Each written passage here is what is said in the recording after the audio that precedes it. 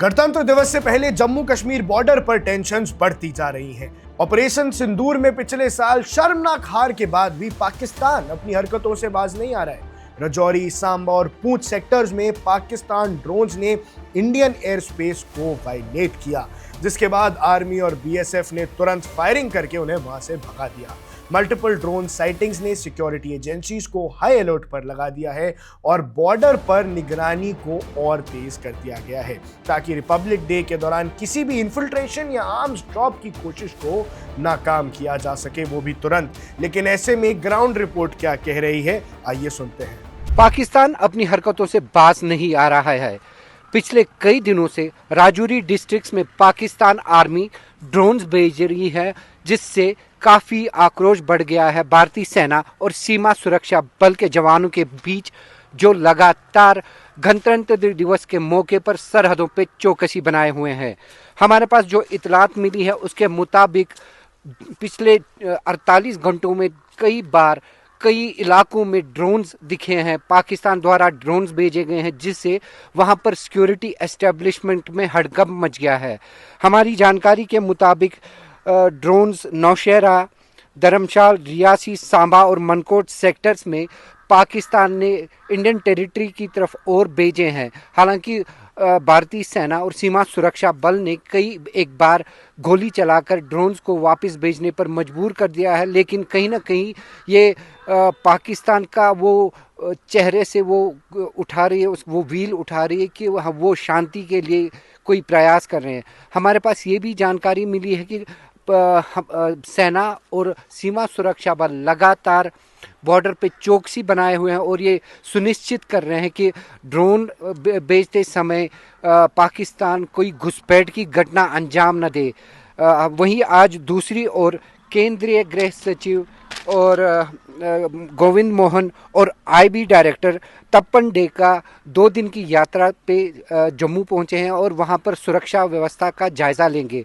वहां पर वो ये जो केंद्र की तरफ से ये जो डेलीगेशन आई है, जिसमें कई वरिष्ठ अधिकारी हैं और जिनकी अगुवाई होम सेक्रेटरी गोविंद मोहन कर रहे हैं, ये जम्मू कश्मीर के प्रशासन से, यहाँ के सिक्योरिटी एस्टेब्लिशमेंट से ये भी जानने की कोशिश करेंगे कि घाटी में या जम्मू क्षेत्र में कैसी सुरक्षा व्यवस्था है। और ये खास तौर पर ये मीटिंग महत्वपूर्ण है क्योंकि किश्तवाड़, डोडा, सांबा कई डिस्ट्रिक्ट्स में पिछले दिनों मुठभेड़ हुई है आतंकवादियों और सुरक्षा बलों के बीच। हमारे पास ये भी जानकारी है कि शायद ये जो हाई लेवल डेलीगेशन है जिसकी अगुवाई होम सेक्रेटरी कर रही है, शायद अंतर्राष्ट्रीय सीमा या नियंत्रण रेखा के पास जाके इलाकों का जायजा लेंगे और वहाँ पर सुरक्षा बलों से या अधिकारियों से बातचीत करेंगे। और ये भी कहा जाता है कि वो फर्स्ट हैंड अकाउंट लेंगे कि कहीं आतंकवाद विरोधी ऑपरेशन में कहीं कमी तो नहीं आई है।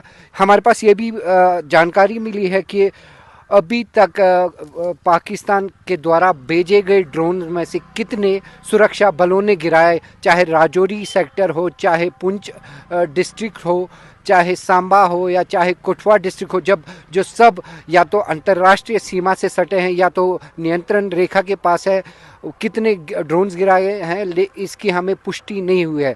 लेकिन हम इतना अपने दर्शकों को बताना चाहते हैं कि 26 जनवरी यानी गणतंत्र दिवस के मौके पर सुरक्षा व्यवस्था कड़ी की गई है बॉर्डर डिस्ट्रिक्ट्स में, नियंत्रण रेखा पे, जहां बीएसएफ के और आर्मी के जवान लगातार नज़र रखे हुए कि कोई भी घुसपैठ की घटना ना हो।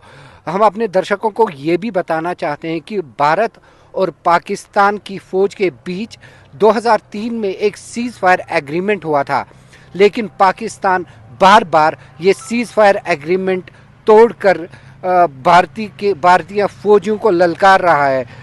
2020 के आसपास 3800 cease fire violation cases monitor की गए और ये 18 साल में सबसे हाईएस्ट सीज फायर ब्रेकिंग के रिकॉर्ड्स थे, जो कई विभिन्न डिस्ट्रिक्ट्स में, चाहे जम्मू क्षेत्र हो या कश्मीर घाटी में हो, रिकॉर्ड किए गए हैं।